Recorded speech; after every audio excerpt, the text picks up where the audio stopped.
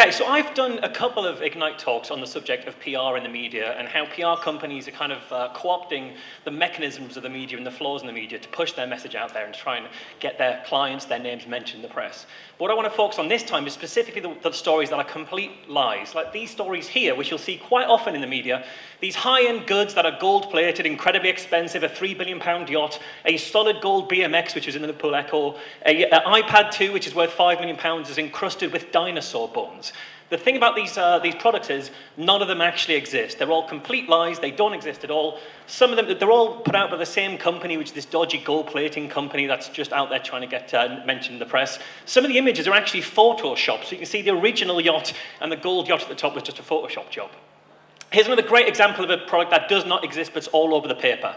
The idea here is a guy had size 14.5 feet and wanted to buy some custom-made slippers because he's got massive feet. He missed the decimal point and got size 1,450 and ends up with this massive slipper that he sat in. And the idea is that the factory that made this in China didn't question that this guy wants a size 1,450. They just shipped it. This clearly isn't true. There's no way this could be true. What factory that makes slippers can make a slipper that big? It's clearly a hoax. And the journalist who published this should have questioned it, but it's right across the press. In the end, it comes out, and it's PR for a company called Monster Slippers, who does custom-made slippers in the shape of monster feet. And this all got exposed, and it was just really just there as a giant advert. And think of how much money you'd have to pay to get an advert in all these newspapers. How much money would it cost to knock up a giant slipper and get it published because the journalists don't have the time or inclination to check? But there's easy ways to check. For example, this is Tom Boddington, the guy who bought this giant slipper. You can see him right there. Now I'll show you the web manager of Monster Slippers, and as you can see, there's a very similarity there in that the guys have the same fucking face. They're the same guy. Check for a second and you find out that this is just bullshit put out by a company.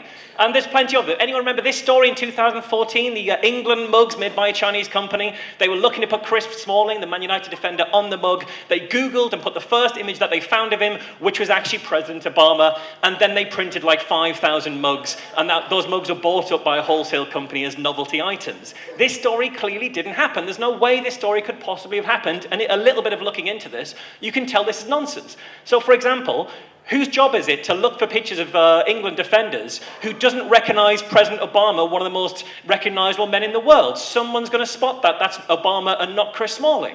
On top of that, someone in that factory is going to give a glance over those. There's only like 23 people in the squad. You're going to glance over them once before you send them to print. Obviously, it didn't happen. And also, where the fuck did they get a picture of Obama in an England shirt? When did that happen before the 2014 World Cup? It didn't. They clearly photoshopped it. It's a company called Wholesale Clearance UK. They're really prolific at putting out these bullshit hoax stories. Here's the Star Wars reference. Anyone see this before The Force Awakens came out? The Star Wars toys with hilariously bad names because they're made by some dodgy Chinese factory. Instead of Obi-Wan, you had Toby-Wan. Instead of Darth Maul, he was called Dennis. Instead of Darth Sirius, he was called Daft Sirius. Isn't it hilarious how badly this Chinese company's made it up? No, it's not hilarious. This didn't happen. These aren't real products. They're not out there on the market. There's nobody making these little terrible mistakes. It's just faked in order to get this one particular company into the press. And it went everywhere. It was right across the Mail, the Metro. It made it to Australia. It made it to America. Not one of these products actually exists. It's a massive lie. It's a massive hoax. And it was hugely successful because the journalists don't question it.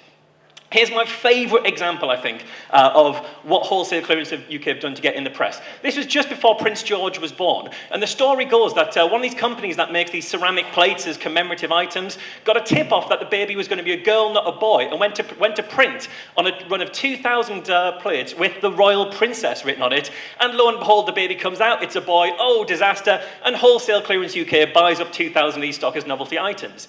This story obviously isn't true. There's a million ways to find out that this story isn't true. First of all, you're thinking about this commemorative plate market, the people who buy these commemorative plates. Why do you want a random fucking baby in the middle of it? Who the fuck is that baby?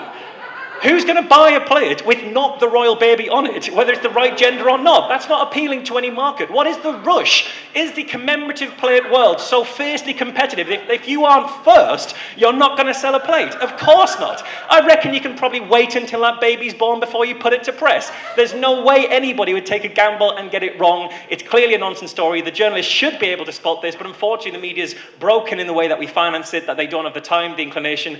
There are a million of these stories out there. I track these kind of things all the time on my website, badpr.co.uk, and I try and teach journalism students not to fall for stuff like this. Maybe you won't fall for it in the future either. Thank you.